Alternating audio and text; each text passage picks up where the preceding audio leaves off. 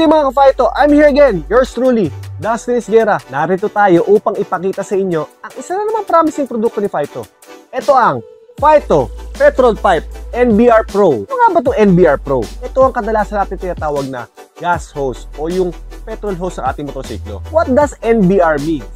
NBR means nitrile butadiene rubber. Ito ay isang klase ng rubber na napakaganda. Meron siyang mataas na heat resistance. Alam naman natin ang makina ng motorsiklo natin ay napakainit. Dagdag pa na tayo nasa Southeast Asia o bansang tropical countries. Isang katangian pa itong nitrile butadiene rubber ay may mataas na chemical resistance naman. Chemical resistance dahil nga ang gasolina natin ay isang klase ng solvent at ito ay dumadaloy dito para makasigurado tayo iwas aberya sa araw-araw na biyahe. Ang katangian ng rubber na ito ay hindi siya nag-expand o namamaga. Dahil nga dinadaloy siya ng gasolina mula sa ating fuel pump, sigurado may pressure to, kaya makakasigurado kang hindi siya yung lumalaki. Kaya saktong-sakto lang ang pressure na nasusupply ng motorsiklo natin sa ating karburador. Ito rin ay hindi basta-basta nagiging malutong o brittle.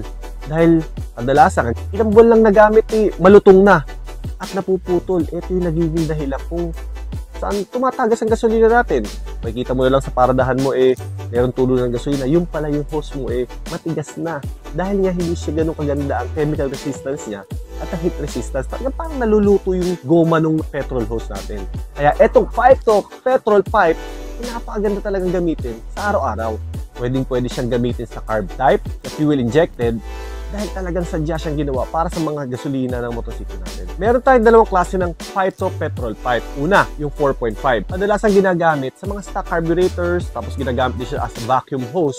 Pangalawa, yung 5.5 naman. Ginagamit siya sa mga aftermarket carburetors, yung mga nagsusupply na mas malakas na gasolina at mas malalaki ng mga inlet ng ating carburetor. And this video is all brought to you by